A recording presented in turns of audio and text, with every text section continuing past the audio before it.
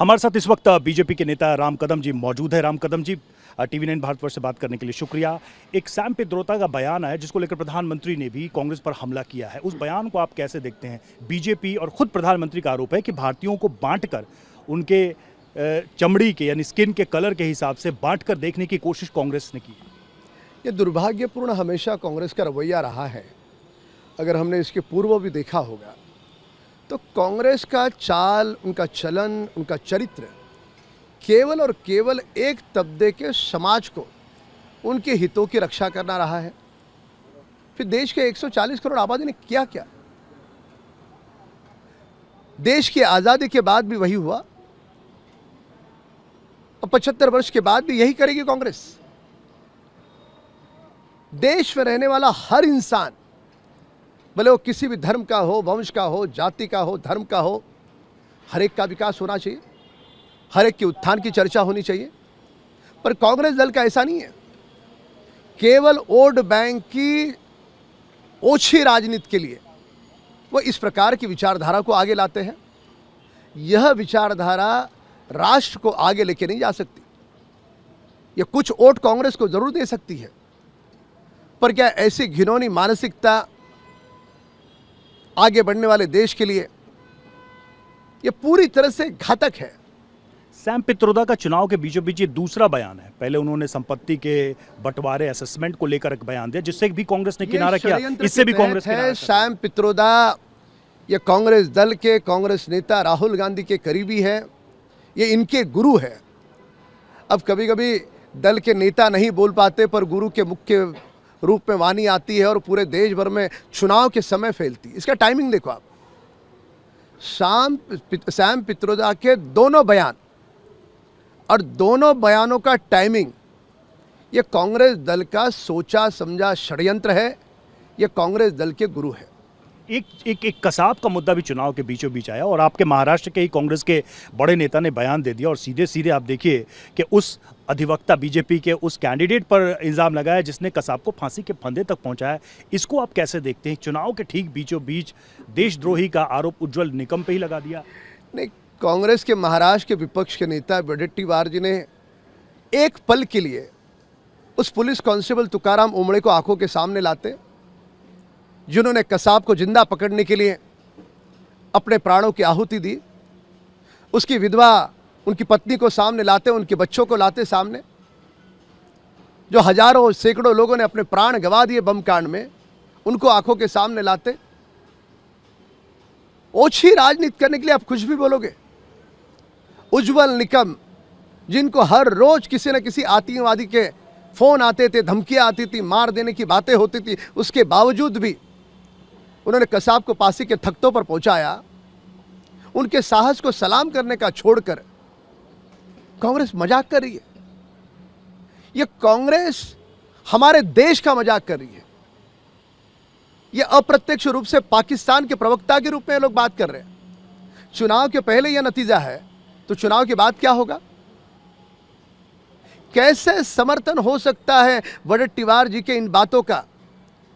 आतंकवादी आतंकवादी होता है, उसका कोई धर्म नहीं देखा जाता। उसमें भी तुम्हारी गंदी राजनीति लाओगे। हमारे देश की फौज का, हमारे साहस से पुलिस बल का इससे मनोबल गिरेगा। जब दोबारा कोई आतंकी आया तो उसको पकड़ने के पहले, उसको गोली मारने के पहले ये वडेट्टीवार जी का बयान, ये कांग्रेस दल का बयान उनके मस्तिष्क में आएगा कि यही घिनौने नेता है जो हमारे साहस की धज्जियां उड़ाएंगे। और वही काम किया कांग्रेस के नेताओं ने। नहीं तो इसका क्या लाभ? मतलब कसाब का मामला पूरी दुनिया के सामने है। भारत ने कैसे लीगली ट्रायल किया और न्याय उस मामले में हुआ। इसमें कांग्रेस के पीछे मंशा क्या है? भारी वोटों से चुनकर आ रहे हैं और उस चुनावी क्षेत्र में अगर आपने देखा कि कांग्रेस का वजूद पूरी तरह से खत्म हो चुका है। रहा सवाल उद्धव ठाकरे का, वो तो बचा कुचा अपना नाम बचाने के पीछे भाग रहे हैं। तो कहीं ना कहीं मुद्दों को डाइवर्ट करके किसी एक धर्म का अपीजमेंट की उनकी ये कोशिश थी। आपने उद्धव ठाकरे का जिक्र किया, तो इस चुनाव में उद्धव ठाकरे और शिंदे ठाकरे के साथ जो शिवसेना है उसमें काफ़ी कड़वाहट देखने को मिल रही है। खुद मुख्यमंत्री शिंदे ने हमसे बातचीत की और उन्होंने बड़े गंभीर आरोप लगाए उद्धव ठाकरे पर। दो ऐसी बातें कही TV9 भारतवर्ष से, एक तो ये कि 50 करोड़ का गबन किया शिव सैनिकों का उद्धव ठाकरे ने, बैंक खाते से निकाल लिए, और दूसरा उन्होंने कहा कि बाला साहब ठाकरे को उद्धव ठाकरे टॉर्चर किया करते थे इमोशनली। ये बात तो इसके पूर्व उनके करीबी, उनके जो सगे भाई है, खून के रिश्तेदार हैं, उन्होंने भी कहा है। देखिए, केवल माननीय मुख्यमंत्री एकनाथ शिंदे जी कहते तो उस पर मंथन हो सकता था, चर्चा हो सकती थी, पर यही बात उद्धव ठाकरे के अपने सगे भाई जयदेव ठाकरे जी ने कही है। इसी बात की अप्रत्यक्ष पुष्टि उनकी सेवा करने वाले लोगों ने कही है। तो खून के अपने सगे भाई, वो भी क्या कारण है कि एकनाथ शिंदे जी के साथ जाके खड़े हो गए? उद्धव को अकेला छोड़ दिया? उन्हें अकेला नहीं छोड़ा, अपने अहंकार के कारण अकेले गिर गए। तो महाराष्ट्र में क्या आप देख रहे हैं इस बार लोकसभा चुनाव की लड़ाई? एक तरफ इमोशनल कार्ड है, इमोशनल अपील हो रही है, वो चाहे शरद पवार हों, वो चाहे उद्धव ठाकरे हों, और दूसरी तरफ शिंदे सरकार कह रही है कि हम विकास और काम के एजेंडे पर जनता से वोट मांगेंगे। देखिए, इस देश पर कई वर्षों तक भावनाओं के आधार पर चुनाव होते रहे, पर अब ये देश 2014 से बदल चुका है। ये देश का नौजवान, ये देश का युवा, इस देश का किसान, मजदूर, वो केवल और केवल डेवलपमेंट को वोट करेगा, विकास को वोट करेगा। आज कश्मीर से कन्याकुमारी तक देखें आप, सब दूर सड़कें बन रही हैं, सड़कों का निर्माण हो रहा है, ब्रिजेज बन रहे हैं। किसान से लेकर के हर तबके को मोदी जी की सरकार का लाभ हो रहा है।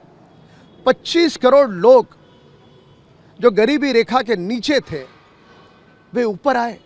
ये कितनी बड़ी उपलब्धि है।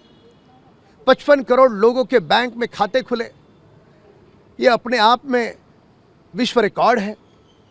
भारत की छवि जो अन्य देशों में हमारे प्रधानमंत्री जाते थे मोदी जी के पूर्व, तब की आप तस्वीरें देखें, अब मोदी जी जाते हैं तब की उस समय की तस्वीरें देखें, दोनों में अंतर बड़ा साफ है। कभी हमने सपने में सुना था कि रशिया और यूक्रेन दोनों का युद्ध चल रहा है, लड़ाई चल रही है?